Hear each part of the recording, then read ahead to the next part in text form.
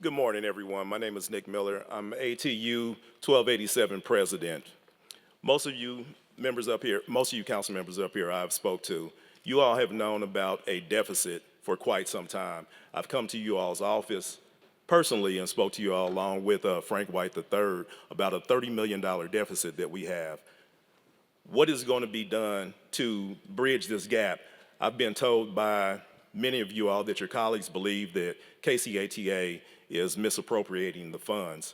But last I checked, the only way that they can get the funds is by approval by you all. So I'm not understanding how this is actually even possible, for one. The other thing is, it's very saddening to hear that you all put money aside for trees, but there's no money put aside for public transportation. Right now, we're looking at perhaps 100 jobs or more being cut, 15 routes being cut, and you say you're going to prioritize things. When is public transportation going to become a priority? Thank you. Hi, my name is Anthony. I live in Midtown in the 4th District, and I'm a bus rider. And I'm calling on you to fully fund our buses in this year's budget and prevent the loss of 15 bus routes and over 150 good union jobs. Because I can't afford to lose the 201 bus that takes me to work, puts food on my table. I can't afford to have my job threatened when I have to support my mom, my brother, my niece, because I can no longer make it to work. This budget underfunds our buses by almost $30 million, which is a deliberate choice that's going to harm bus riders, workers, and our most vulnerable communities. This gap has existed for years. You've known about this. But this year, it hits different. This year, we don't have KCATA's COVID money or the reserve fund as a backstop. If you choose to cut our buses, this year it'll be bus riders and transit workers who have to pay with our jobs, with our livelihoods. And make no mistake, you can choose to fully fund our buses. In this year's budget, there's $18 million from the half-cent public mass transportation sales tax, of which this body has historically chosen to divert away from buses and into projects like purple streetlights and to benefit motorists. Additionally, y'all have continued to write blank check after blank check to the KCPD. If you truly want our city and our people to be safe and secure, that $23 million increase you're giving them should instead be invested in services that give us access to jobs and grocery stores so that we can put food on our tables. What do you think is going to happen when you choose to cut our buses and cut us off from these things? What's going to happen to the hundreds of workers who are going to lose their jobs? Are you making us safer? Are you making us more secure? I need you, my elected leaders, to step up to the plate and fully fund our buses. Thank you. My name is Ryan Dickey. I'm a resident of the 4th District and a leader with Sunrise Movement Kansas City. I'm also here to testify in favor of funding our bus system and its budget gap. I would love to see a regional funding model that funds our regional system, but this year we simply do not have the time to get that in place. That takes a lot of time, and we are on the edge of a cliff where we could lose a significant chunk of our bus system, which would take years and even more money to rebuild from the ground up versus maintaining until we can get long-term funding locked into place. Mayor Q and Brian David Platt seem content to chop up our city and its public systems and sell them to the private market, as rent, food, and childcare are historically expensive in our city. I do not think this is a legacy that this council would want to hitch its wagon to. We have a fund in the city that is established, the Public Mass Transportation Fund, that is established to fund public mass transportation. Right now, about 60% of that goes to our buses. I can't know what other systems are funded in there. If there are important programs such as sidewalks or other non-car-based transit, I would love to see them homed somewhere in the general fund, but I do believe we need to fund our buses. There's at least $15 million in there that we can find to fund around a $20 million to $30 million budget gap that we see. And also, if that is not enough, we are seeing a $23.3 million increase in the police budget here in a time where our federal government is taken over by fascists, our state government indicates enthusiastic cooperation with that government. We really, really should not be overfunding the police agency that is run by the state, especially not this year. I remember 3 or 4 years ago, they had $270 million. Now we're looking at $343. We need our buses much more than we need to fund the police, well beyond the state's minimum here. So it is up to the council and our colleagues here, and your colleagues not here in this room. Will you stand fast with your neighbors and fund an essential system that produces a huge return on each dollar invested? Or will you continue to underfund and sell out our public systems to private investors and sweep people into the trash after they fall through the cracks? Thank you. My name is Derek. I'm sure most of you have at least one vehicle and can afford to Uber when convenient. I want you to imagine that you did not have these privileges and were dependent on public transportation. 150 union jobs and 15 bus routes are at risk. The bus is many people's lifeline, and these budget cuts will sever people's means to survive. If you can't put yourself in people's shoes and listen when we're telling you to fund our buses, then why are you here? Who do you represent? That is all. Morning, my name is Ezekiel Amador, and I live at 27 and Madison Avenue on the historic West Side, which we all know is the best side. Thank you for making the budget public and bringing it to the neighborhoods. I chair the Tony Aguirre Community Center Advisory Committee. Thank you for your support for the Tony Aguirre Community Center and the Advisory Committee. We ask you to maintain that support and partnership as we progress towards fulfillment. We leverage our community center as a crime prevention tool. If we have kids engaged with activities and with a fully staffed and fully programmed community center, our neighborhood kids are not out likely causing mischief. They would just be too pooped. The new outdoor pool is scheduled to open this season. We look forward to a fully qualified staff, fully functional, and fully programmed outdoor pool so that we can maximize the investment we have made in our community center, our neighbors, and our kiddos. The other entities we consider a partner in the health of our neighborhood is the Kansas City, Missouri Public Library, Irene Reese Branch, and the Westside Can Center. Our works, our improvements, our aspirations for our neighborhood are dependent upon these partnerships. We are here to preserve funding in these challenging economic times. We know your task has been daunting. Thank you for your support, the remarkable strides we've made in making the West Side the best side. Good morning, City Councils and everyone sitting here. My name is Jorge Coromaca. I'm the director of the West Side Can Center right there in the West Side, the best side. We just wanted to express our support to the implementation of the West Side Can Centers and congratulations for the new one open this year. Congratulations this past year.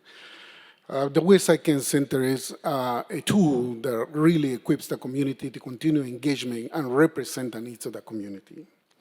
The West Side Can Center will continue the implementation of the community policing program in partnership with the city, with KCPD, and the community that is so important communities engage. West Side Can Center will continue the implementation of the different programs in the community in regards to blue bags, the bulky items, and will be continuing within the community to report illegal dumping, graffiti, and obviously participate in the BIAC projects. We request to continue providing funding to first responders, the right council eviction programs, the update the trucks that help us with the snow removals, because there is some of my staff that is in the streets for hours waiting to be fixed. So please, besides the selfies, it will be great to fix those trucks that is needed in the community. And also, we request a fully program support to the programs such as the new Refugee and Immigration Service Program, especially in these challenging times. As it's important to have these hearings, we also applaud the work of the city auditor reports because give us the transparency, what is happening when the budget is approved. And lastly, please continue working hard. We know you left your families in every day, but we support your families too. We want a city operating, especially when we had this last year, the scam that stopped the city. We cannot live without the city. So please, let's keep working together. Thank you. Thank you. Good morning. My name is Linda Williams. I'm a 3rd District resident and the co-founder of KC Melting Pot Theater, which performs at Just Off Broadway Theater in the 4th District. I'm also the program manager for The Drop, which is an access ticketing program developed by Arts KC. This program breaks down barriers for more community members to participate in the arts by offering members the ability to purchase 4 tickets for $10 to arts events around the city. This program also focuses on breaking down barriers for transportation and for members feeling that they belong in these art spaces. I'm asking the city to prioritize the funding request of $200,000 for this program that will allow more Kansas Cityans to fully participate in the arts. More community members need access to the benefits the arts provide, and not all communities have been able to fully participate in those benefits, and this program is the way to change that for more Kansas Cityans. Thank you. Hello. Thank you for this opportunity to come and speak before you all, and for you to listen. I also appreciate my 3rd District representatives being here. I learned more about the budget being here, so I have no issues with the budget itself. I just wanted to make sure that the funding goes to the areas that need it the most. The squeaky wheel gets the grease. And those areas are the lower income areas, which of course I live in. It doesn't take very much to walk around the neighborhoods to see that they need improvements. There's a lot of houses that are dilapidated, a lot of empty lots, and also sidewalks. You just walk around the neighborhood, you can see a lot of damaged sidewalks. I know there's the PIAC program that we can apply for. I think that's kind of strange that we apply for something that should just kind of happen. Like, there should be somebody that's appointed that goes around and sees this stuff and goes, oh, we should fix that. But maybe that's another subject.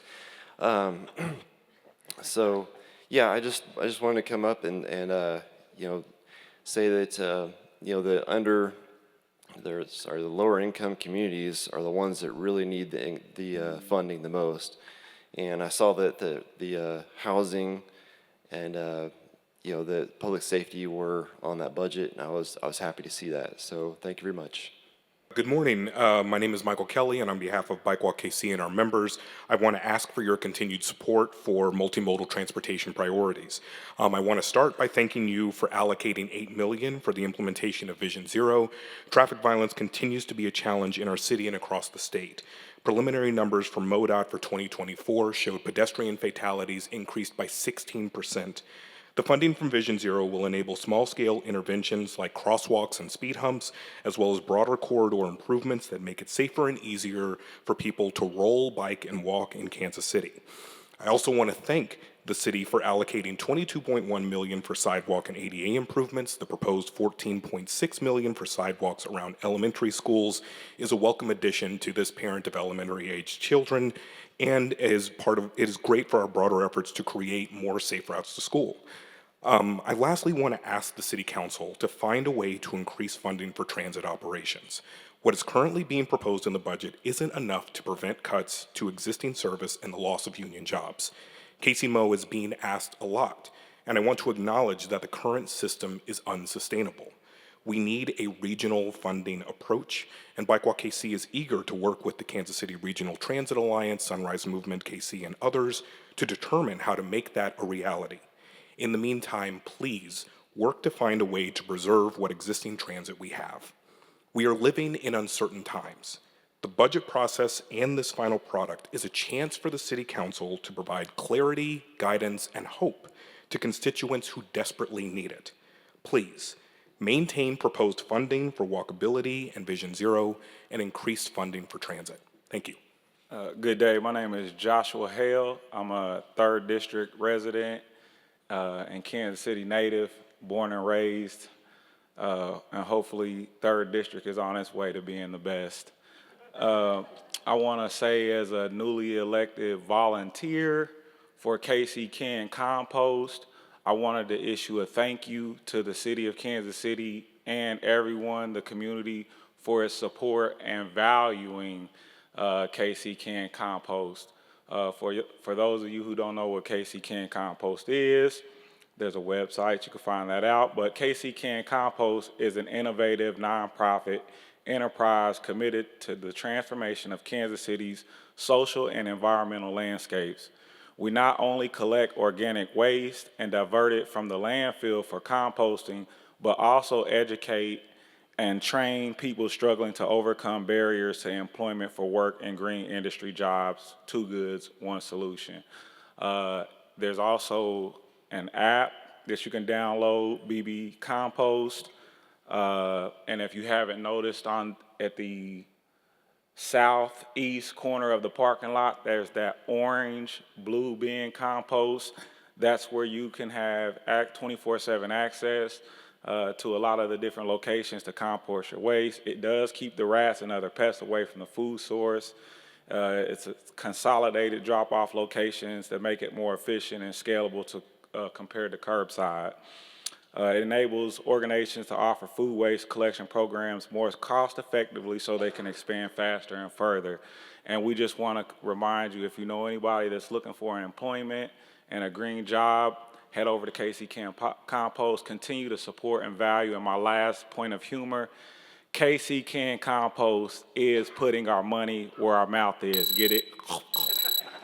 My name is Stefan, and I'm representing the 4th District. It's okay. It's all right, child. There can be no sustainable and thriving city or city business without well-being. There's no well-being without creativity. Without creativity, there's no you or me. I am here on behalf of the arts in Kansas City, and by cutting the funding for arts, you are cutting out integral parts of the heart of a happy, healthy, and unified city. Art sees how parts come together for a full picture, and you keep trying to do this job without artists, and because of the greed of a few, the many of us who you know this process isn't accessible for continue to suffer. Artists can help you. We want to help you. How did we get to a place where our funding continues to be gutted? Art and music education has been decimated in our school districts, and because of that, our kids don't have any outlets besides competition. They don't have the tools to critically or creatively think anymore, and because of that, we see violence continue to grow. And what has the answer been? It's been more police, a bigger jail, more shops, new stadiums, more and more when we can just invest and lift up the infrastructure that is already here. That infrastructure is our human development, and it has taken a backseat to developers and city plans that love quick cosmetic wins, but not the repair required to make those efforts amount to more than just flexes for tourists. In sports, there's always a loser, and art always wins. Where would this city be without jazz and blues and the performing arts and museums and black and brown leaders who have had to spin scraps into gold? That gold is rarely minded or mined, so don't forsake the arts. Do not cut our budget. We need more than 1%. We need more than $400,000. Hi, my name is Layla, and my comments are actually to the crowd. I want to share a part of the city budget with you all that was not shared. In this $2.5 billion budget, our council has left a glaring $30 million gap, and during COVID, our council put one-time COVID relief money into our bus system to redirect millions of dollars from the public mass transit fund away from buses. And now that COVID relief money is gone, and there's a gap in our bus funding. And we as a movement of young people fighting for fast, frequent, accessible transit powered by good union jobs, has sent hundreds of emails. We have met with these council members many times. We submitted a petition with over 1,000 signatures. They know this gap is there, and they have chosen to not create a plan for 15 bus route cuts and the loss of 150 union jobs. And if, I want to be clear, you may not care about public transit, but you probably care about public engagement because that's why you're here on a Saturday. And if thousands of attempts to sway this council cannot convince them that public transit is a priority, then our fundamental democracy is at stake. There is actually a plan that they're not talking about. That plan is called IRIS. Can you please raise your hand if you've seen a purple car in this city called IRIS? That service is run by a for-profit union-busting man named Bill George, and his business is valued in the billions. Imagine hearing this about your schools, your parks, or your trash service. And so this council, I have to ask you, which side are you on? Are you on the side of everyday people and the bus drivers who make the city great, or are you on the side of sports owners and billionaire investors? We will remember which side you pick when you run for mayor and when you run for city council or when you run for Congress. Hello, my name is Raymond Forstatter. I'm a bus rider, I'm a 6th District resident, and I'm a leader with Sunrise Movement KC. My family ended up in Kansas City after moving around a few times because of a job opportunity that my dad had that offered a secure career and community in KC that my parents saw themselves raising my brother and I in. After going to college, I now find myself in Kansas City searching for those same things. A fulfilling and dignified career that gives me the freedom and means to be in community and live a happy and healthy life around my family. It sounds simple, but I know you're all smart enough to know that it's not that simple. Unfortunately, I've been part of 2 team-wide layoffs at my last 2 jobs and find myself in a position where I'm searching for work again. Living in a one-car household, I rely on our buses as much as I can, but it also means that a lot of my job options in the area are limited to what is reliably accessible through our bus system. Now, the proposed budget would lead to service cuts that would further limit where I can access a job in Kansas City.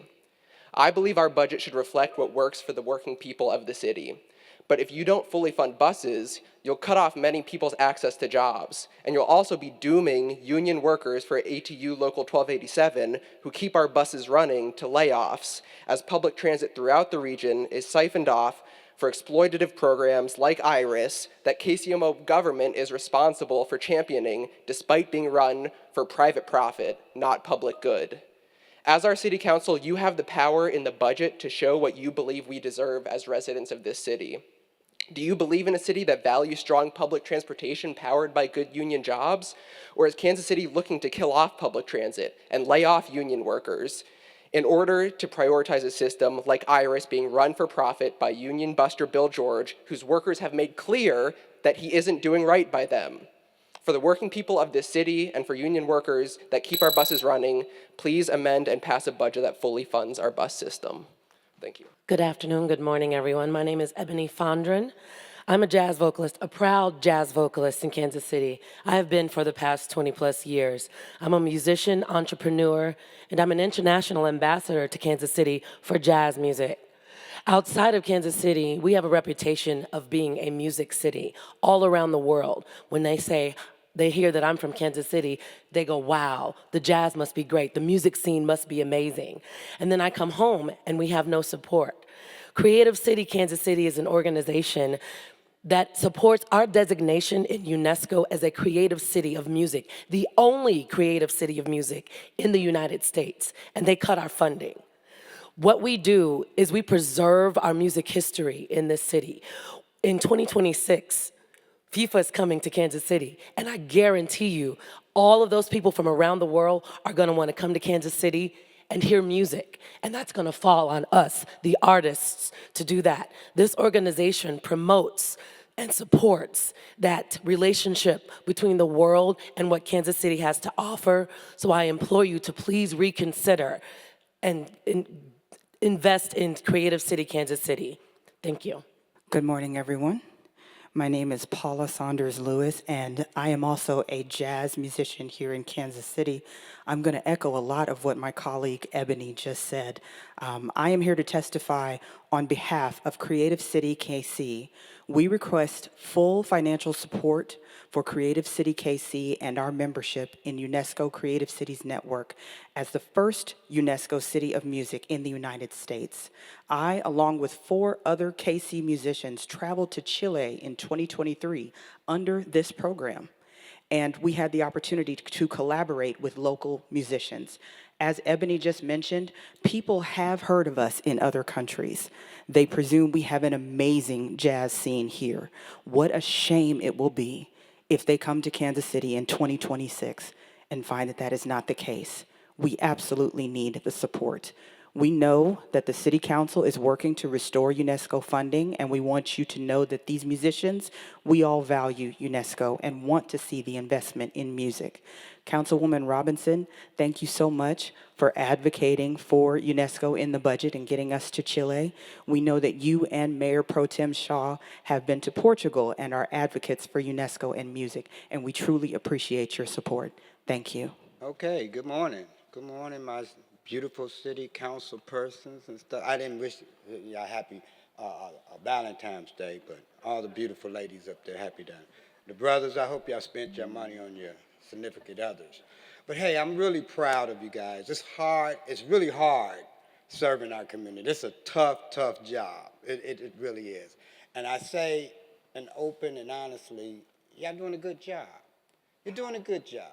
I'm not gonna get up here and criticize you, but here's the thing. Here's what I'm really interested in, my taxpaying dollars, you know. TNT program, Arts Tech, they work with the Kansas City, Missouri Police Department. I'm a great fan of the police department. We need our police department. They have some problems. They have big problems, but we're gonna solve it. Second is the Prospect Corridor. Last year, I spent a lot of time on 31st and Prospect, 27th and Prospect, 35th and Prospect. You know, we got to do something about that, all the way from 27th to 63rd, you know, and this is what we want. Another thing is minor home repair. You gotta think about your seniors, such as myself, you know. Think about your seniors. That minor home repair, you need to put more money into it. I'm being really, really honest with you. The buses, I support these people. I support the bus service, really, really. See, when we elect y'all, we elect you guys to be good stewards of our money. You see what I'm saying? And so when we say, hey, we want you to vote over here, this is kind of what we want y'all to do. And I'm just saying it in a nice way. Y'all doing a great job. Our public works department's doing a great job. City manager's doing a great job. All of y'all do. It's hard. We understand that. Really, it's really hard. It's really hard. But keep the good work on and give the people what they want. Thank you.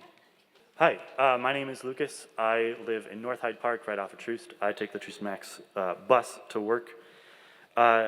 When I moved to Kansas City after growing up and going to college in small town Iowa, there are a lot of things I moved here for, but one of the things I was most excited for was public transit. I take the bus to work every day that I can, and I have a car, but the bus is just so much easier on me, on my stress, my wallet, the climate, the roads even.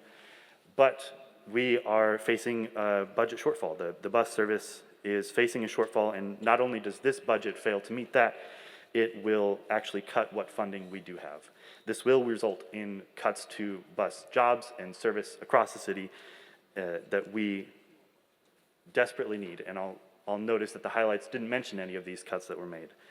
The bus cuts will make it harder for me to take the bus. It will force me to rely more on my car, which is to say nothing of the millions of rides that will be impacted in the future for people that don't have a car like I do. Now, these cuts are only evidence of the city's failure to act. The money is there. It's in the Public Mass Transit Fund as being redirected away from buses and towards car infrastructure. It's in the increases to a police budget that already gets unprecedented funding. It's in the attempts to push a private-owned microtransit system that is clearly more wasteful and less effective at filling in the gap for a public service like buses.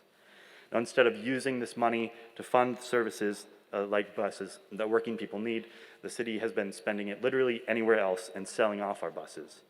The bus cuts are not an accident or a side effect, they are a choice. And Kansas Cityans will remember what choice this city makes. Fund buses now or be responsible for the harm that you bring to this city and its people. Thank you.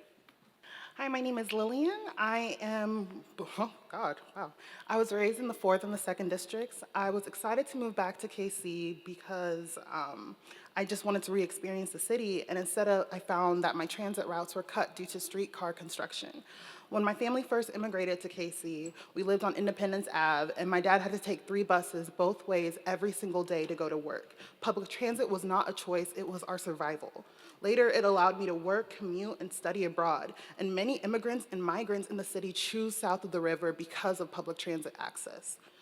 Bus cuts take away from the few transportation options we have. Investing only in programs like IRIS up north, services that can't accommodate many people, especially during peak commute hours, does not meet the needs of those who rely on public transit the most.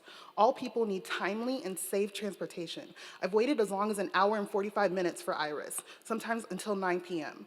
IRIS stops at random, often busy intersections that aren't always safe or convenient, and that is not a real solution. The bus system needs to be expanded, especially up north in the 2nd district, not gutted. When you cut public transit, you are telling people that their access to safe and reliable transportation does not matter. You're telling migrants who don't have cars or the financial means to sustain them that they have no place in the city. You're sending a message to Kansas Cityans that their needs do not count. Let your legacy as a council be for all people, not just the rich and not just the white ones. Thank you. Okay, hi, my name is Nam. I live in the 4th district. I was raised in the historic northeast area of Kansas City in an immigrant working class household. And I know firsthand how much our public transit system matters. My mom and dad were refugees, displaced by America's war in Vietnam. When they arrived in the US, they worked tirelessly in low-paying jobs, struggling to afford rent, food, and the rising living costs. They had to own a car because public transit wasn't a viable option. I remember them driving that car until it was inoperable. And I remember watching my parents frantically scraping together money for gas, repairs, and insurance, sacrificing opportunities for them like trade school and family vacations. Without reliable transit, the working class, and especially immigrant families like mine, they all pay a heavy price. Public transit is not a luxury, it's a lifeline. It's a marker of a healthy city, one that prioritizes the lives and well-being of its people. And when transit is defunded, it's people like my parents, immigrants, working class folks, refugees who feel it the most, who will remember it the most. Mayor Q is not even here. Brian Platt is not even here. Council members, as an elected governing body, how do you want to be remembered? Will it be as the elected body that built a jail? The elected body that incessantly funded the cops, the elected body that effectively killed off public transit in Kansas City? Or will you stand for and with people of your city? Because we'll surely remember. Thank you. Good morning. My name is Joyce Magatha, and I'm here to speak on behalf of the Unified Neighborhood Leaders in Districts 3 and 5. We have been meeting for about 2 years, and when we first started meeting, we identified crime, housing, and trash as our priorities. However, in order to improve those priorities within the neighborhoods, the leaders found out or realized that they had very little funding, especially most of them. So therefore, and that funding they felt could improve those concerns in the neighborhood. So for that length of time, we have been working on acquiring funding. We did acquire some funding from you all, and when I addressed you all last year, I said that I would like to be able to thank you for allotting the funding to the neighborhoods. And at this time, I want to thank you because you actually did increase the allotment quite a bit, and a lot of the neighborhood leaders received the grants. All right? And in receiving those grants, we have run into some problems with some of the leaders, and that is some of the leaders are not getting the information about what funding is accessible to them. And the lack of communication is a problem. Now, what the real cause of that, which there may be many, but the problem is that they aren't getting, my goodness, I run out of time. And so we'll come up on a resolution, and a resolution is on Councilman Carroll's desk. And he's been doing such a wonderful job in working with us. And we are going to make some recommendations further, and that is particularly about accountability and particularly about concise RFPs. Thank you for listening. Hi, my name is Lauren Amicone. I'm from the 3rd District. I wanted to speak briefly on 3 items. Number 1, I would urge you to continue the road diet on 39th Street between Woodland and Troost. I know that there has been road diets that have been put in west of Troost. However, if we look at the data for bike, walk, pedestrian, as well as vehicular traffic, historically in all 3 of domains for injuries as well as fatalities, that is historically significantly larger for Black Kansas Cityans as opposed to white Kansas Cityans, and we know that Troost serves as that historic dividing line of our city. So I'd really encourage you, if you drive that section of 39th Street from Woodland to Troost Avenue, you are going up and down hills while going from 2 lanes to 1 lane back to 2 lanes, and it just is extremely unsafe. And people drive extremely fast down that space. So that would be my first. I think that's aligned to your priority that you outlined in infrastructure and accessibility. Second, I know someone talked earlier about the investment in the outdoor pool at the west side. I would urge you to consider not creating a new pool, but maintaining the ones on Truman Road as well as Bud Park. My family attempted to go to both of those pools over the summer, and they are actually unsafe. There are grates that are broken. The restroom facilities are crumbling. They were closed often due to an inability to manage chemicals, and I really believe that fun access to swimming pools and swimming and being out in the sun should be accessible to all neighborhoods. You shouldn't have to have a car to drive to West Side to then experience what is going to be, I imagine, a really remarkable pool. The third thing, I was going to just say thank you to the investment in the sidewalks around the Garfield neighborhood. That has impacted 75 students who walk to school each and every day. So thank you for prioritizing elementary schools. My name is Chad Onyawa. I live and work here in Kansas City, and I ride the bus all over. I ride it for work, to meet up with friends. I rode it here today. And it can be annoying, even today, of course. Passed over, I was late. But it's also all that I have, and also it is pretty useful. So the first thing that I honestly wanted to ask first was, just quickly, how many of you on council do rely on the bus? Okay, so first, okay, cool to see one hand up, but regardless, I guess my second question is still the same, which is, how are you able to say that you represent Kansas Cityans or improving our lives if you are actively destroying our access to jobs, if you're actively destroying, actually destroying union jobs, you're actually destroying people's access to shelters, doctors, grocery stores, etc.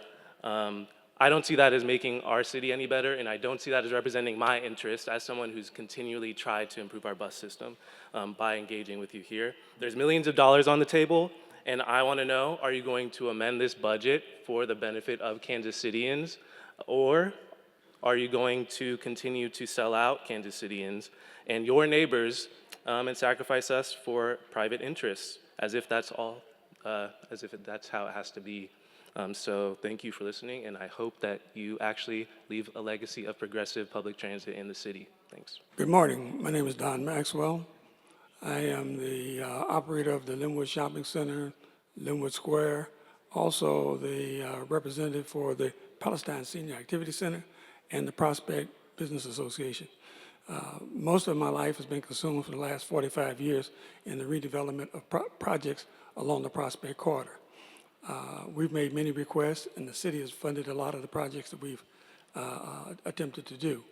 But I'm still asking that the council give consideration to continuing to support the redevelopment of the Prospect Corridor, especially as it relates to developing jobs along that corridor. We're trying to create jobs that represent that are for people who come from the 3rd District and the 5th District. Would appreciate your continued support, and I appreciate the support that we received in the past. Thank you very much. Good morning. My name is Evie Craig, and I am president of the Paseo West Neighborhood Association in the 3rd District and executive director of the Arts Asylum in the 6th. You have a flyer size of this poster that I have here in front of me that was taken from a recent edition of the Northeast News. From November 2024 through January of 2025, the Northeast Kansas City and its surrounding areas experienced a total of 78 fires. That's not counting February, by the way, and there have been more in the past 2 weeks, including residential, commercial, vacant, and occupied buildings within its zip codes 64106 and 64123 through 127. Of these, I just said it didn't include February. I'm sorry, I want to watch my time here. The cause of these fires has ranged anywhere from incendiary to electrical and accidental, among others. Many direct causes still remain undetermined, and many of these fires have been completely uninvestigated. Stakeholders choose this area because its diversity, great neighbors, and histories, but our quality of life is severely threatened by vacant buildings, absentee owners, and an epidemic of fire. We ask for a clear understanding of the following: coordinated strategies to prevent fires, how to engage with the fire department.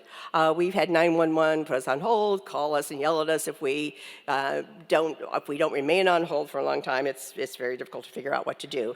We're also trying to figure out which fires the fire department will respond to and which ones they will not, or they cannot, according to their protocol. They cannot put out fires that are in barrels if people are warming themselves. They can't put out fires by railroad tracks. We had one that happened in front of Port KC that was pretty serious a couple weeks ago. They can't do it on parklands unless they have a written agreement with a park to do that, and some empty lots if they're by encampments. Their protocol is not to put them out. Standardized and effective methods for boarding up buildings. I could go on just to say residents in many neighborhoods are boarding up buildings themselves. We're glad to see that there's an increase in public safety, another contract increase being proposed for the fire department. We would just like to see that come with an equal concern for public safety. Thank you. My name is Sky. I live in Midtown, and I take the 31 to work at the Blueford Public Library. I take the Maymax down to Waldo to play D&D on the weekends. I take the bus to get groceries, to go to appointments, and to live my life. I use public transportation nearly every day. In the past 2 years, I've had to call into work 4 times because it was so cold that waiting for my bus was dangerous. This is because if my bus was late or didn't come at all, I could have gotten frostbite before I could get back home. I've had to choose to stay home and miss a day of pay because I can't count on my bus being there when it's supposed to be. If more bus routes are cut, if there isn't enough funding to keep our drivers' jobs, then more people are going to be in this exact same situation. More people will be at risk, not just for frostbite during the winter, waiting for a bus that will never come, but also for heat stroke in the summer and for car accidents too while they're waiting by the road. More than 60% of bus drivers live paycheck to paycheck like me. We cannot afford to buy cars, but you can afford to fund our buses. You can be the ones who keep us from losing our jobs, our homes, and our lives. You can do what's right. Amend this budget and make something better. Fund our buses. Thank you. Hello, my name is Josh Boehm. I'm with the Kansas City Regional Transit Alliance. Another transit comment. I don't own a car either. Walking, biking, and transit are my main mode of transportation. And this proposed budget will result in really devastating cuts to public transportation. We'll see what's left of our frequent bus routes be significantly reduced, their hours curtailed. We'll see coverage cut off. We'll see routes that are very useful that thousands of people ride every day cut. The proposed budget diverts $18 million, from what I can tell, from the public mass transportation sales tax, which voters overwhelmingly approved 2 years ago. And there are very few things that provide as much value as public transit. So I just want to kind of set the record straight on the KCATA as well and its efficiency. The average bus costs $184 per vehicle revenue hour. I'm sorry, the average KCATA bus costs $184 per vehicle revenue hour. That's the average in the United States is 182. So KCATA is right on par with national costs. Their overhead is equivalent to every national agency.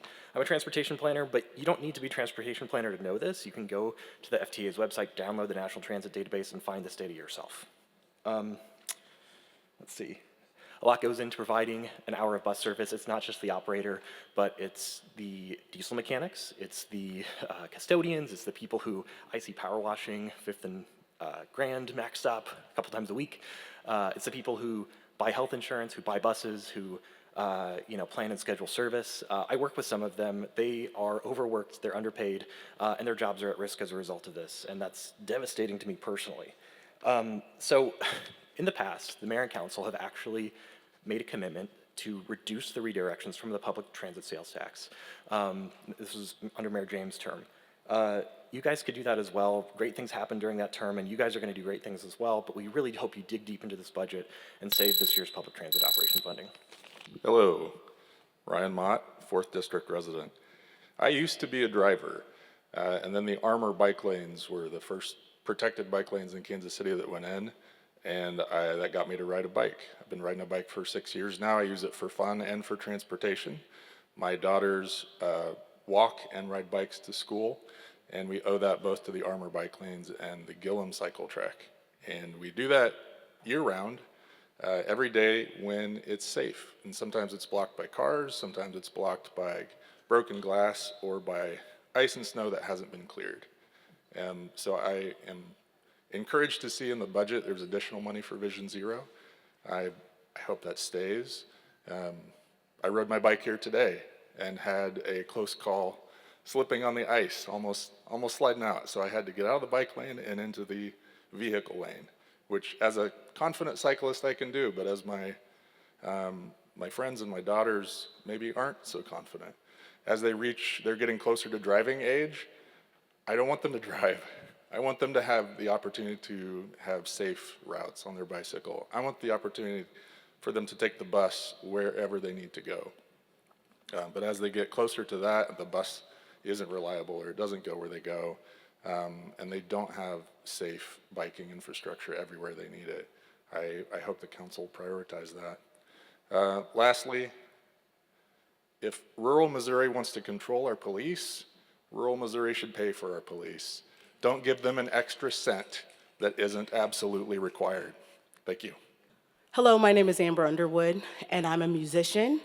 I'm a music educator in the Kansas City Public School District, and I'm here to represent the Creative Cities. UNESCO, we are the only music creative city in the United States. I'm here today to request a full financial support for Creative Cities KC and in our membership in the UNESCO Creative Cities Network as the first UNESCO city as music in the United States. 2026 is a critical year for Kansas City musicians and music venues as we prepare for the FIFA World Cup, June through July 2026. I support Creative Cities, KC, and cities memberships as the first and only UNESCO creative city. Music economy is critical to our city's economy. Promoting music exchanges and helping Kansas City musicians to travel internationally builds the Kansas City brand. There was musicians that were here earlier. I was part of that group to represent Kansas City Jazz as a woman and travel to Chile in 2023. And I was able to bring that back here and not only educate our youth, but to bring it into our schools. And it's very important. I'm also a band and orchestra director that is educating our kids today. So we need to be able to pass that to our next generation. We have a unique opportunity in 26 to prepare and to welcome the world. Now is the time to increase our local investment in the music economy through the work of UNESCO and Creative Cities KC. Thank you. Good morning. Thank you for the opportunity to speak to you all. Marquita Taylor, President of Santa Fe Area Council, also on the Community Resource Team.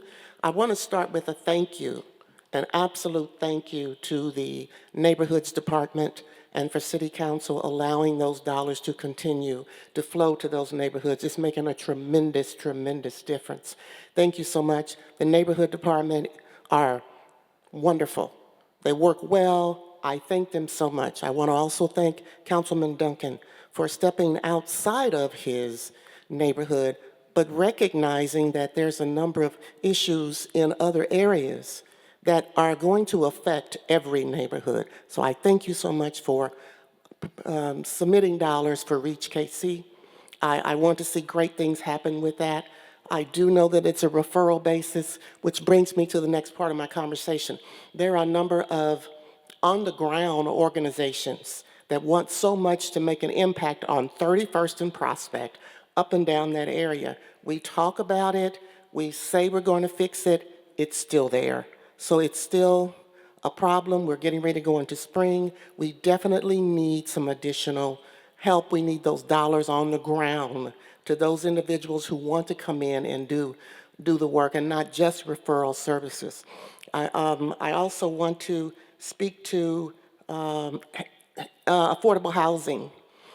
Affordable housing is not just providing housing for new people. It is helping those people who already live there stay in their own homes to maintain those affordable housing. Those dollars need to go there. And when you say minor home repair, you're talking about small things. There are big things. We want our neighbors and our residents to be able to stay in their own community.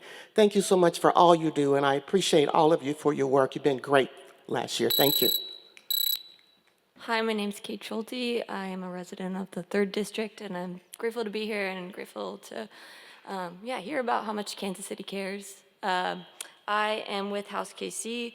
We are trying to create a unified response to homelessness in Kansas City and really try to end homelessness.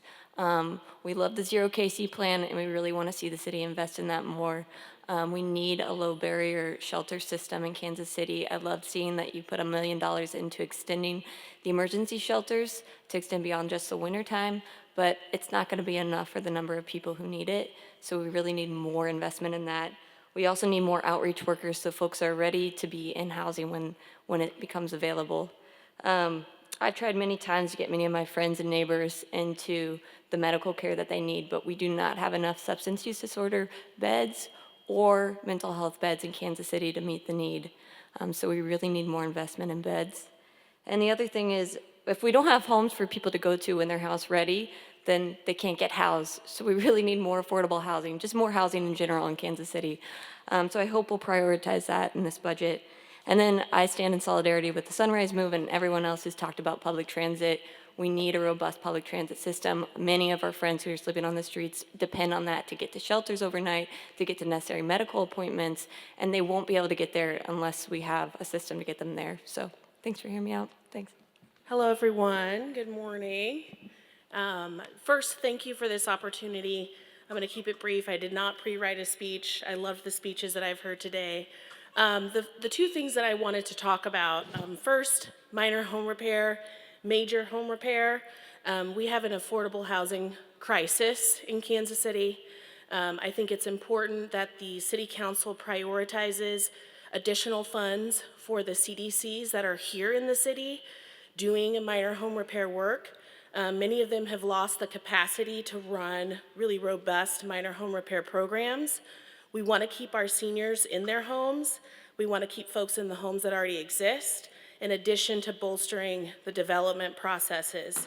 I've talked to a few of the council members about some of the red tape or barriers that are limiting development, especially for smaller developers, and I think that some modifications on the city's end would help with sort of meeting the needs of housing.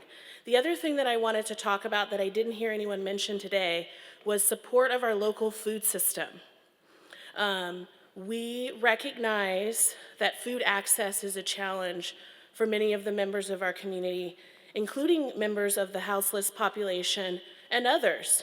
Most of us are living paycheck to paycheck, and as we see a decrease in regulations in the food industry, as we see increased barriers for costs, you know, people have been talking about eggs as of late, access to fresh, local food is critical. And without the specific and intentional support of local farmers and growers here in Kansas City, without dollars to support organizations that help foster the development of local growers, we are going to be at a crisis point with food production and distribution here in Kansas City. And with some of the crises that's happening in the USDA and in the federal government, it's really incumbent on us to come together to make sure people eat, because we all need to eat. So, thank you. All right, good morning. My name is Thomas Miller, and good Lord, give me wisdom and understanding to talk to your great, wonderful people. What I'd like to do today is to talk about why we need basically workforce development training, and also we need business development training in Kansas City at the tune of about $2.5 million for training. The projects are coming in now from Kansas City at about $800 million. They used to come in at $100 million.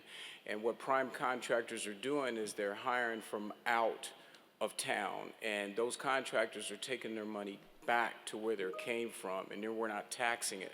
So we need to develop locally. Now, this is what the prime contractors have been doing according to the disparity report in 2016. Race and gender neutral approaches are a necessary component of a defensible and effective MWBE program, and the failure to seriously consider such remedies has been fatal to the survival of the program.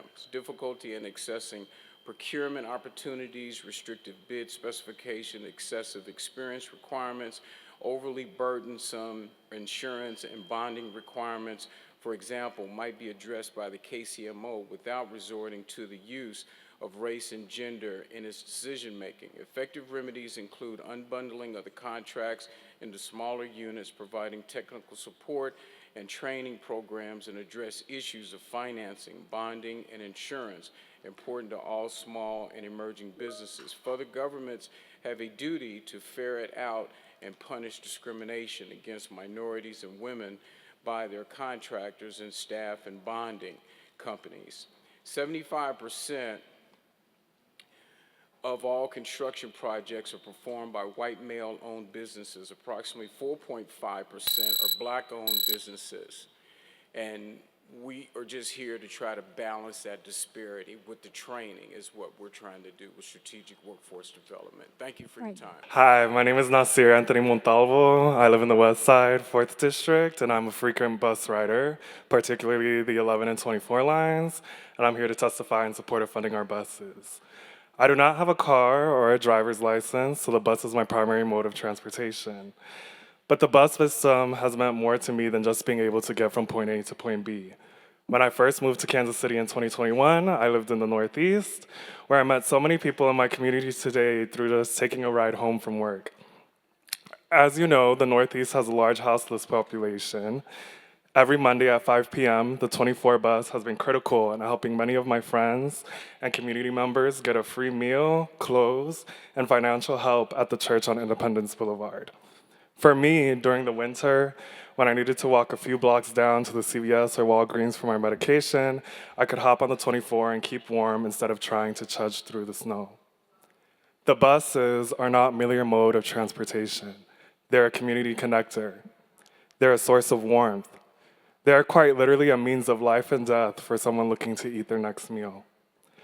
Our city has already taken away benches from most of our stops, let alone there even being shelters. Some stops for the routes I take are in the middle of busy streets with no paved sidewalks. There is no digital signage, so if you don't have a smartphone, there's no way of finding out if your route is running late or taking a detour. The thousands of folks that use the bus daily are not going to remember your plans for Iris, but we will remember our feelings every morning not being able to sit down at our bus stop. And we're definitely going to remember if you cut our only ride to work every morning. Stop the cuts, redirect your greed, and fund our buses. Thank you. Good morning. My name is Vanita Fain-Sifri, and I'd like to thank the council for the opportunity to speak this morning. I am a housing official with over 45 years experience in low-income housing as well as real estate. And my concerns are regarding the housing and healthy community increases. I think I'm in full support of them, and that when proposals for the Housing Trust Fund are presented, that there's emphasis placed on providing affordable home ownership opportunities for the residents of this city with truly affordable mortgage payments. $2,000 is not affordable for most households. Also regarding the emergency rental assistance program for people facing eviction. I am in support of that, but I'm also asking that the council keep in place those partnerships that were developed last year with landlords that would accept housing for people without, regarding the source of income, meaning those vouchers, homelessness, and rental assistance programs that we have here in the city.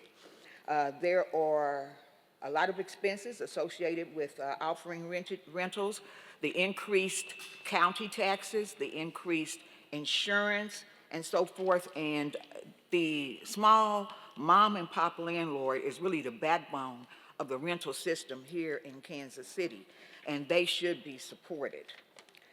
I'm also in full support of the increase in cleanup and enforcement of illegal dumping and the cleanup of the homeless camps. Unfortunately, because some of the homeless people that are accepted into rentals, they bring along some of these hoarding type tactics, and it leads to trash in the neighborhoods. Thank you very much. Good morning. My name is Joseph Jackson. First, I want to say thank you to Mayor Pro Tem Shaw and members of the City Council for coming out today. Budgeting is a difficult process. There's always more requests than there is money. And being on the school board, I know that definitely. First, I'm going to talk about the 11% increase in public safety. At a time, the police department didn't have CIT officers out there. Now they do because they learned that a lot of things they run into, they need help with. There was a time when we didn't have social workers in our police stations. Now we do because we found out that some people need resources, and those resources can keep the police from coming out. As we look at building a new jail, a lot of our people in our city have mental health challenges. We have to establish partnerships to keep those people who have mental health challenges out of the system legal, in a jail cell that does them no good, but also we have to work with the people who are in jail to get them job training, job resources. We are in an unprecedented time. A family now is going to take out a loan just to get a dozen eggs. So if we give people skills and job training and help those who need mental health, then they can get to that. Second, the trash situation. We used to have 2 unlimited trash cycles a year. Now those are gone away, but people still put out the trash. Well, that trash is going to sit on the curb. It brings vermin. Then, if I don't want it in front of my house, I'll take it to the next lot and go from there. And so now we spend the spring trying to clean up. What if we could get trash trucks and put those in those neighborhoods for people to bring those extra trash bags to when they have family over and everything and do like that, do a lot to help our neighborhoods. Then third, right to counsel. We're going to spend a lot more money, but we have to look at 2 things. One, our children need help. The families are there. When a child moves around, there's gaps in that education. Let's be proactive, find a way to figure out which landlords, which tenants are in a problem before they get to that point, and then help them before they get to that point because the children are the ones that suffer from that. Last, we have had a hard winter. Can we find a way to identify the potholes? As a person who drove over a 7-inch deep pothole in this city, caused $1,500 worth of damage to my car with a cracked rim, let's find out where those potholes are, be proactive so the other residents won't suffer that fate. Hi, my name's Allison Razga, and I live in the 3rd District, and I'm also with House KC. I'm asking City Council to honor the promises made through Zero KC. I really appreciate the city's acknowledgement that we need an office for on-house solutions, but now it's time to fund solutions for homelessness. I applaud the city's move to open low barrier cold weather shelters, but it's vital that this becomes a year-round service. I'm a volunteer in Kansas City who works with unhoused individuals, and it is the most defeating feeling in the world when an individual is ready to make a shift in their life, and then we call place after place, and there's no openings for them to go to, like a landing spot so that they can start making the changes that they want to make. We just get no after no. So there are far too few beds, year-round beds available. So we need to create more, low-income housing. I'm getting a little shaky. As the housing prices rise, individuals who would traditionally take the middle-income housing options are now taking the low-income housing options, and so those individuals that would take the low-income housing just don't have anything at all. They're on the streets. So, and then the last thing I'll say is like, in Kansas City, I hear so much from everyone about like how we're proud of our sports teams. I want to be proud of being a city that takes care of our citizens and offers housing and safety for people. So I really would like you to fund that. Good morning. Refugees and immigrants contribute $1.3 billion to revenue in Kansas City, and transportation remains the largest barrier to their contributions increasing. Accessible transportation connects people to opportunities, jobs, education, healthcare, and community. Transportation is a lifeline for integration and self-sufficiency. Our bus system is the most accessible transportation for refugees and immigrant populations, and it is essential, but it's not enough. IRIS and other solutions the city has championed is not accessible. I am heartened by the language access that we have here, and I want to echo that transportation without language access and cultural competency still creates barriers. For many of our non-English speaking neighbors, IRIS is not a current solution, and the funding to the Full Employment Council for Transportation Assistance is not accessible. In the 3 years I have overseen workforce programs, I have not had a single successful referral to FEC for non-English or Spanish speakers. My ask to you all is that you please invest in our refugee and immigrant communities so they can transport themselves and be empowered to contribute to our community. Thank you. Good morning, and thank you to the council and everyone who's come early. I don't have a speech like someone else said, but the one thing that I would be remiss if I didn't speak on youth and young adults. We continue to have a lot of problems in Kansas City, whether it be public safety, violence, education, and there's a thread there. Our young people, making sure that we're allocating dollars to support their growth, their future. Everything that we're talking about in here today will ultimately be what they experience when we're no longer here. And so the only thing that I want to say is let's make sure that we're championing the youth and that we're allocating funding and resources so that we can have a thriving community again when we're no longer here. Thank you. Hello, my name is Mehreen. I'm a 3rd District resident. I grew up in the 5th District. I'm going to tell a story that I've told a few times. So growing up in the 5th District, it was a transit desert. I remember my mom would give rides to other moms in our neighborhood to the grocery store so that they would not have to push a stroller, carry grocery bags, hold their child's hand, and walk on the side of a road. The buses are a lifeline. They were my lifeline 2 years ago until I was forced to get a car in order to pursue better job opportunities. And I feel like I am not the only Kansas Citian who is feeling the pinch of owning a car. Gas, car note, repairs, insurance are a barrier. They are so expensive, and we are seeing the cost of living only rise, which makes it more important for us to have a bus system that we can rely on. We are watching cuts happen to our bus system that can be prevented. We are at risk of losing 15 routes and 150 union jobs. This is entirely preventable, and it is on the council to fill the $20 million gap that would allow that to happen. I am asking you guys, as someone who depended on the bus and wants to be able to depend on the bus, and who is in community with folks who depend on the bus, Kansas Citians are asking you, will you fund the buses? Will you stand up for Kansas Citians? Or will you allow our lifeline to die? Will you allow us to be jobless, to not be able to access the doctor, pharmacies, restaurants, grocery, our work? Please fund our buses. Thank you. Good morning, council members and fellow residents. My name is Joe Nelson. I'm here to speak on 2 critical topics: public education and business innovation, specifically through KC BizCare. First, on public education, we face a looming funding gap as federal and state resources shrink. Our reliance on local property taxes perpetuates inequity and leaves our schools vulnerable to market shifts.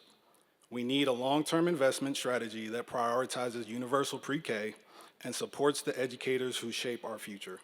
Housing is a key factor. Teachers, like our KCPD, KCFD, and city staff, often face crushing student debt tied to required credentials.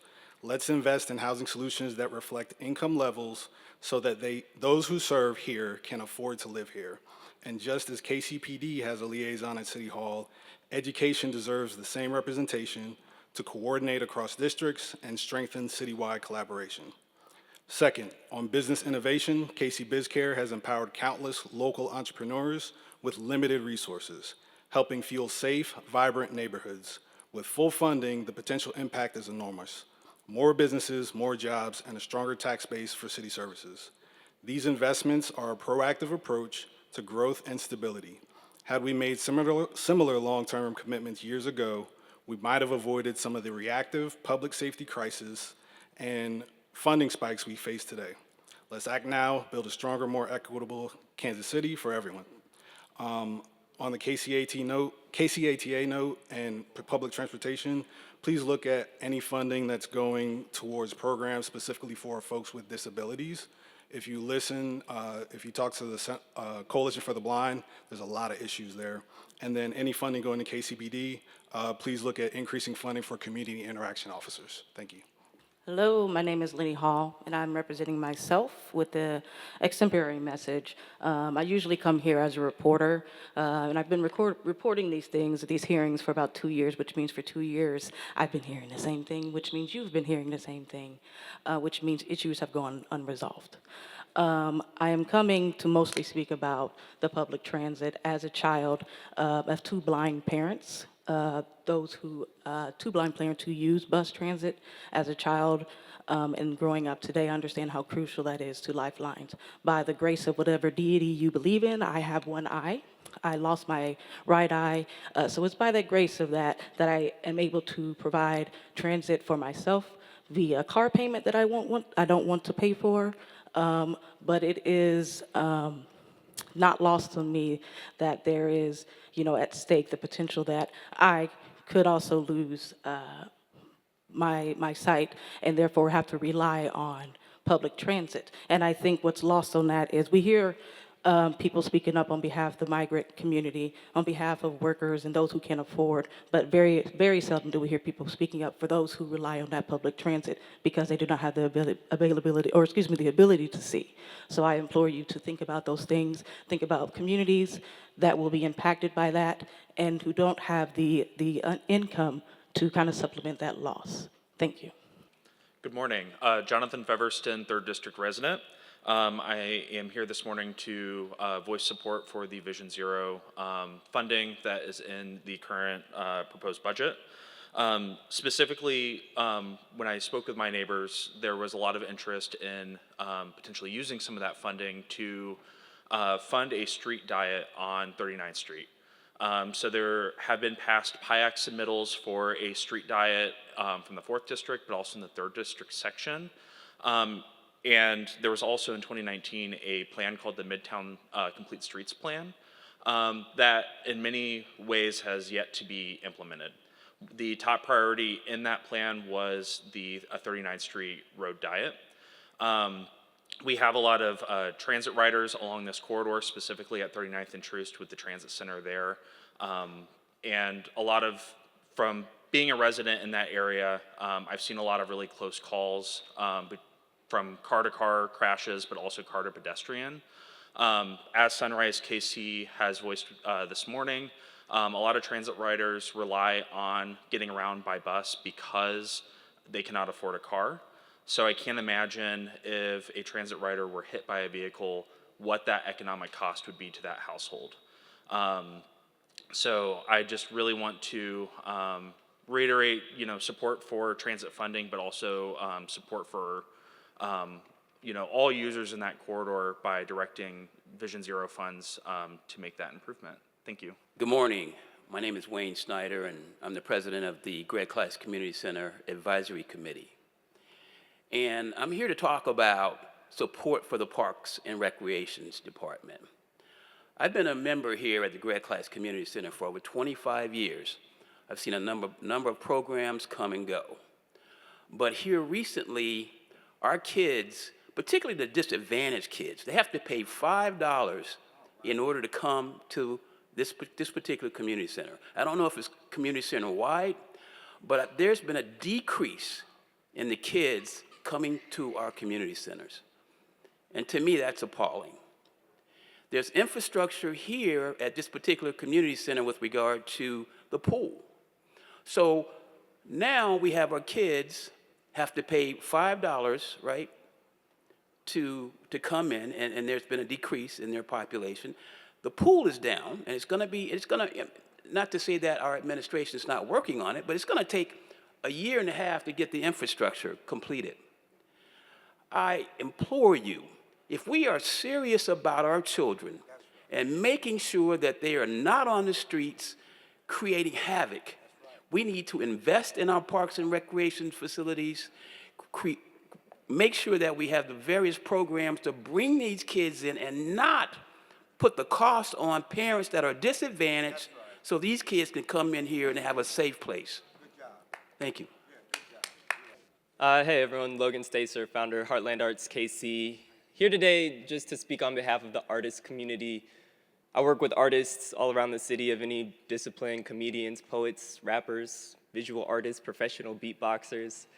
And what I can report back is that as Kansas City is rapidly changing, as the city's expanding, a lot of artists are really afraid that the arts community is being left behind.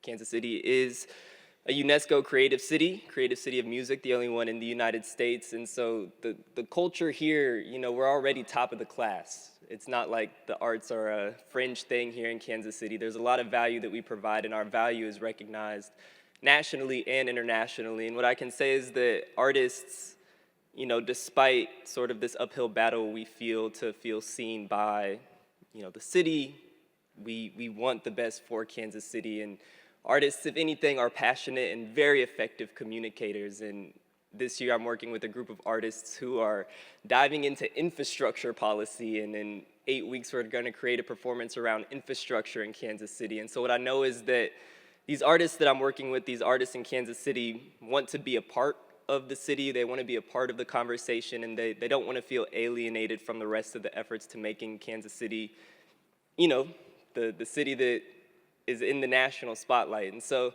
I'm just wanting to advocate for continued support for the arts, continued support for UNESCO Creative City of Music, and just continued opportunities for artists and creatives to have a seat at the table. Thank you. Hi, my name is Megan. I live off of I-39 or 39th Street. And every morning when I get up, I can see that bus stop at Holmes and 39th, and I get anxious if I see a neighbor crossing the street to get from one side to the other with no crosswalk. And I get worried that one of these days that I'm going to see a hit and run, because it's terrifying to see cars go 50 miles an hour in a residential area, and that there are no ability for residents to get across the street without going down to Gillum or down to Troost, really. So that's disheartening to see all the time. It's also disheartening to hear that the programs that fund and support infrastructure to make that safer don't have the budgets that they need, and yet other areas have more budget that they maybe don't need. So, I understand that in an ideal world, that if the city could afford to support the basic needs of safety for these programs, as well as funding Amendment 4, then by all means fund everything. But whenever we don't have that, and we're looking at a $65 million variance this year, maybe consider not funding the police as much as the state agreed and signed up Kansas City residents to take on. So I want to challenge the council to kind of be bold, take on that risk, and you'll have your Kansas City residents' support. Hello, I'm Nathan. I live down in South Kansas City off Holmes Road. I'd like to reiterate everyone that's shown support for the increased money to Vision Zero. I think that's a great program, especially living in South Kansas City. Every day I see people walking down homes that have to walk either in the street or in a ditch. And so continuing to build sidewalks and to have places where people don't have cars, I think is very fortunate. However, what I think is unfortunate is I think that the public bus system is intertwined with that. So to see money going to Vision Zero, but to have money cut from the bus system, I feel like cuts away from that overall goal. I feel very fortunate that I have a car and get to drive a car around Kansas City, because when I try to use the bus, it is unreliable and it makes me not want to use it. And for those that have to use it, they don't have another choice, and I don't think it's acceptable to continue to cut the funding to that. I think that It's great that we have at least one council member that relies on a bus, but I think it'd be great to see the rest of the council just to try for even a few days to use that and then to come back and still say that it has enough money. Thank you. Hello, my name is Drew. I'm a resident of the 4th District of Kansas City, and I don't ride the bus. I wanted to make sure that all bus riders here had an opportunity to speak before non-bus riders like myself did, but I do want to say this. I would like to take the bus. Public transit shouldn't only be a necessity for those who rely on it. It should be a choice, it should be transformative, and it should be accessible. There's been mention of the World Cup here in 2026, and rightfully so.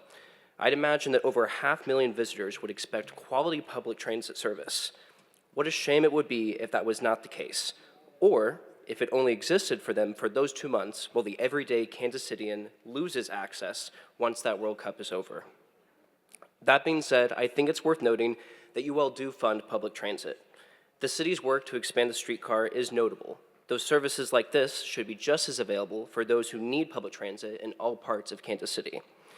It shouldn't just be on you guys to fund our buses, but at the moment, it is. County commissioners have not stepped up. State elected leaders have not stepped up. A broader, multifaceted, multi-partner solution is needed with these folks. But at the very least, for now, we need you to step up and to save our public transit system. Also, fund the arts, please and thank you. Morning, everybody. First off, I want to say thank you, not just for doing the budget hearing that you've done every year, and I appreciate that, but you have already funded many of the advocacies that I believe we're all here for, neighborhoods in particular. Your Neighborhood Empowerment Grant Program, I want to see fully funded continually. So year after year, our neighborhoods, especially our challenged neighborhoods, can depend on a steady stream of city support. The neighborhood empowerment grants allow us to do minor home repair, code abatement, neighborhood safety, neighborhood opportunities for our young people. It builds community, and this is the single largest funding source that many of our neighborhoods have. And I'd like to see that please continue. And if you would consider boosting it, that would be fine too, but at least hold the line on this neighborhood empowerment grant program. I think that's essential for our struggling neighborhoods, our neighborhoods who have some deep-seated problems to find their way into a successful city. That's what I want to thank you for. What I'd like to continuing advocating for is what I asked for 2 years ago when I was here. It wasn't during the time that the pandemic kicked in, but at the time, and I wasn't trying to be a hair on fire guy, but the single biggest threat to our community is another health epidemic. We have one more viral outbreak, one more health epidemic, and it will ruin this city. So it is much more in terms of a comprehensive threat, much more than any sort of civic disorder, a natural disaster. It's a health emergency we should be prepared for. So please fund our health department completely and consider that we're in a time, some people call them plague times. I call them pandemic times. Thank you. Hello, my name is Klice Valdez. I live District 3, right behind East High School. What I would like for the city to fund is everything. But quite honestly, I live right behind East High School, and one disappointing thing that I see on a daily is the kids walking on the street instead of walking on sidewalks. And that's very disappointing to me because, you know, sidewalks are fundamental, especially in neighborhoods that they live in. I'm just tired of where I live, where I grew up, that is still the same over 36 years. It's still the same. And I'm just ready for the city to level it up because it's about time to level it up Kansas City is like, it's booming, we see it, and I'm just ready for a change as a resident. As a Northeast East Side native, I would really love to see assets, like new assets for the youth, you know, gyms, just healthy. What I see in my neighborhood is gas stations, liquor stores, tobacco stores, just leveling up. And I'm like, what's happening in my neighborhood? Why do I have to leave my neighborhood to go to the gym, to go on a walk? Well, because I ain't got sidewalks, you know, and those are easy things to fix. East High School, their soccer team just won the Missouri State champs last year. And our kids are our future, and we just need to focus on creating the assets for our kids and also for the young adults that want to see these changes in their neighborhood.